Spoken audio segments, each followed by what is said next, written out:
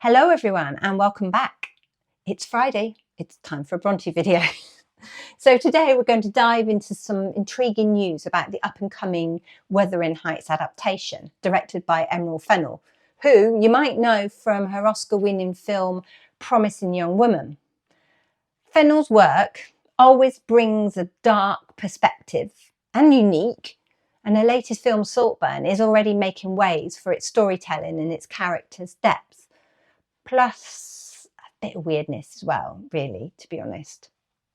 With Wuthering Heights on the horizon, a lot of people are curious about how Fennell is going to interpret such a complex classic. So in today's video, let's have a look into that and let's see.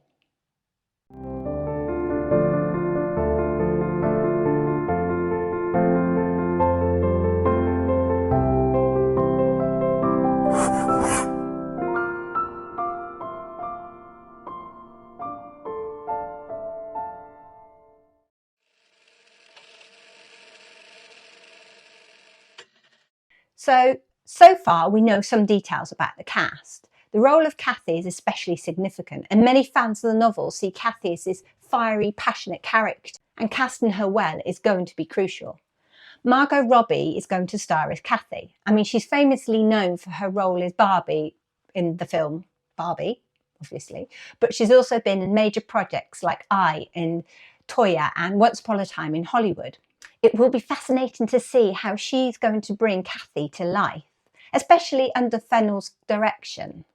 Do we think she's right for the part? I don't know, only time will tell. And then we have Jacob Elordi in the role of Heathcliff. And I'm sorry if I've said that wrong. I've tried to say it about 5 times now and it's come out different every time. So if I get confused later on in the video, just ignore me. We know who we're talking about. We're talking about this chap here, okay? Anyway. Why don't I just call him Jacob? That would be a lot easier. Okay, let's say then that Jacob is in the role of Heathcliff, a character whose dark and brooding natures has captivated readers for centuries. You might recognise Jacob from Utopia, where he portrays the intense and complex Nate Jacobs, and his performance in Priscilla has also received a lot of attention. Known for his ability to bring depth and intensity to his role, Jacob's casting as Heathcliff has fans curious to see how he's going to interpret one of literature's most haunted characters.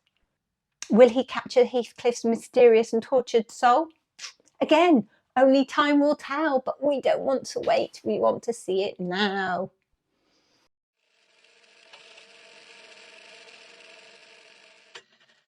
I've got to try and say this. Jacob Elordi. Elordi. Right, computer, help me. How do you say it? I've got it somewhere here. Here we go. Ready? Jacob Elordi. There he is. Jacob Elordi. Jacob Elordi. See, I can say it, but I have to think about it. Jacob Elordi. Elordi. Maybe we've become such good friends with me constantly saying his name for the last don't know how long, that we're great mates now, and he won't mind if I just use his first name.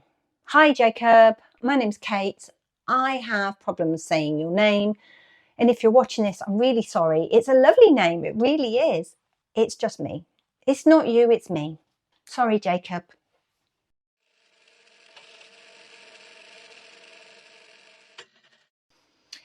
Filming is set to begin in early 2025.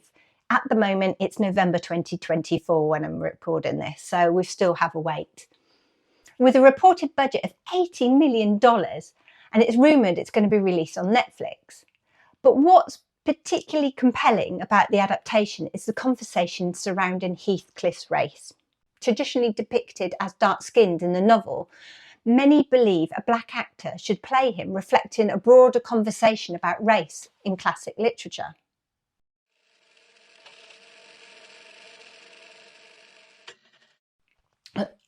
Sorry, I'm just getting over a cold.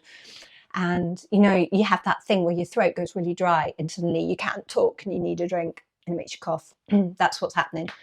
But I will warn you, I do have a cup of tea, but it is the most ugliest mug in the world, but it's big. I'll show you, okay? Don't judge me based on my mug. It's got a giant chicken on it with what looks like a cauliflower for a bottom. It's not pretty, is it? And then around that side, it's got a farm. But look at the size of that mug. That's, yeah, that's good. But the downside, it's ugly. Right. And also I'm a bit warm, hence these red cheeks. Because if I have the door open in my room to let the cool air in, you get the noise of the tractors going down the lane. And they've been doing a lot of that today. If I leave the door shut, we get pink cheeks. So, hey. I suffer for my art. Oh God, that sounds so bad. Right, should we do some proper, recording of the video here? It is a serious topic, and I think that's probably why I have these moments where I just go a little bit crazy, because I'm trying to be all sensible, and then the other part of me goes, no, it's be silly. Right, if I get too hot.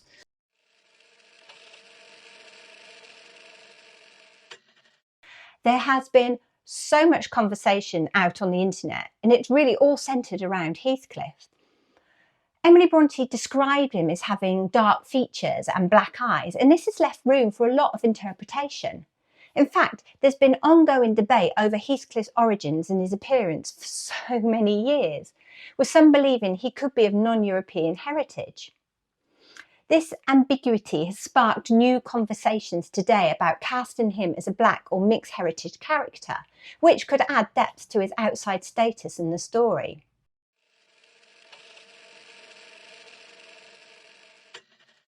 Let's start by looking at the background. In the early 1800s, Britain was home to a relatively small number of black people and others of non-European descent. While we often think of the UK as less diverse during this time, port cities like Liverpool were bustling hubs due to trade routes and the British Empire's global reach. Many people from Africa and the Caribbean and other regions travelled to the UK, some working as sailors or dock workers or traders. Liverpool was also a major port in Britain's Atlantic trade, and while slavery had been abolished back in the UK in 1833, its legacy still influenced the city, impacting lives and perceptions at the time. This kind of environment could expose people like Branwell Brontë to diverse backgrounds, influencing the way Emily Brontë might have later written about Heathcliff's mysterious and foreign origins in Wuthering Heights.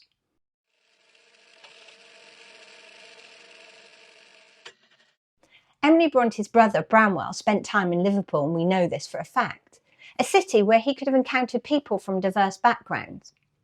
Some scholars have speculated that his experience in the port city might have influenced the character of Heathcliff.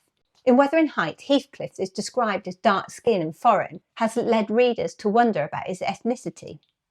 However, the novel never actually specifies his heritage, which has left room for interpretation over the years. Some think he might be Romanian, Irish, or even of African or Caribbean descent.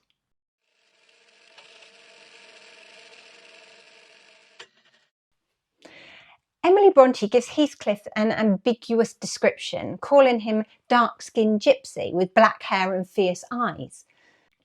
Because Heathcliff's ethnicity is never fully defined, each adaptation approached it in just a slightly different way.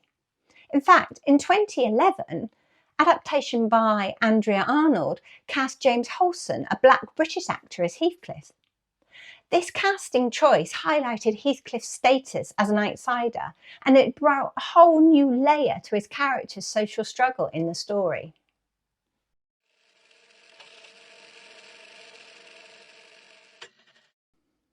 While Heathcliff's background is often discussed, it's worth noting that black characters in 19th century British literature were rare. Are we surprised? No, not really. However, a few notable examples do exist. One of the most famous, or at least I think it is of course Bertha Mason from Jane Eyre. She's often interpreted as having Creole or mixed heritage. And then of course we've got, I don't know why I have to do this, Three-Fingered Jack, an escaped slave character from Three-Fingered Jack, the Terror of Jamaica from 1800.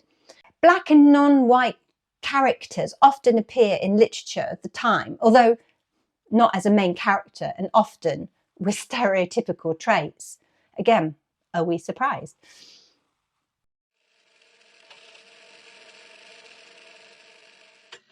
It's essential to remember that during the 19th century, when the Brontes were writing, slavery was still a global reality, particularly in the British colonies. Although the Brontes didn't write directly about abolition, they were aware of the issues of their time. Charlotte Brontë, for instance, admired Harriet Beecher Stowe's Uncle Tom's Cabin, a novel deeply rooted in the anti-slavery movement, and recognised the impact literature could have on social change. This context allows us to reflect on how Heathcliff's character can symbolise themes of race, class and identity, and explore what it might have meant to be an outsider in that era. It's intriguing to consider how these dynamics, hinted at subtly in Wuthering Heights, continue to resonate in discussions about race and representation in literature today.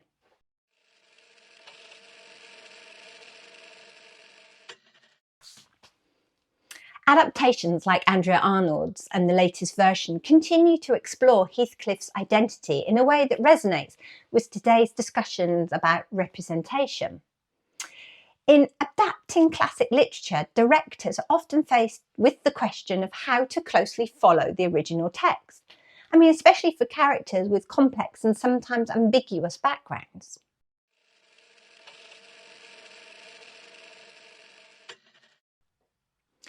With this new Wuthering Heights adaptation hopefully taking shape, the casting choice, like Margot Robbie as Cathy and my mate Jacob, who doesn't mind me using just his first name because I can't say his second name, as Heathcliff, are sparking mixed reactions. These roles demand complexity and depth, and both actors have big shoes to fill. I think it's going to be fascinating to see how they can do justice to Emily Bronte's intense characters, especially under Fennell's vision. I don't know how it's going to go. What do you think? Let me know in the comments below. What do you think of the cast? What do you think of the director? What do you think it's going to be like?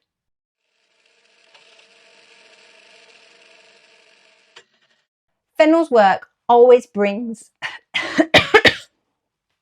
sore throat. No, she doesn't bring a sore throat.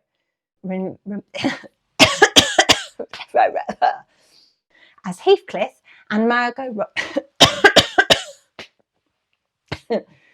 oh, I've got to do that bit again.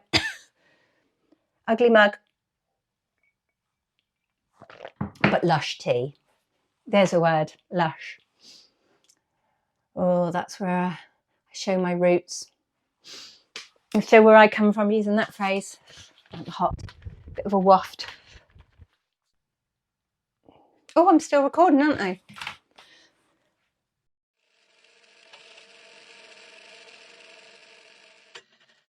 Oh, you want to come in, doggy? Come on then. You're going to be a good boy. Come on then, here you come. Yay! Welcome to the party, dog. Hi. Hello. Do you want to come and say hello? Come here then. Yes, you have to. You want to come and say hello? Yes, I know you have to walk past the scary lead on the floor. The power cables that come in to get you. Come on then. Just walk round it. It's absolutely fine. You can do it. Yay, good boy. Hi. Do you want to say hello to everybody? Should we put you up? Ready? Oh, you don't like being picked up though, do you? So you're going to go mental. Ready? Oh, you can't quite get there. Can't quite get there. Ready? Hello. No, you don't want to be picked up. Right, you have to sit down because your little feet are going to make a lot of noise. I'm warm again.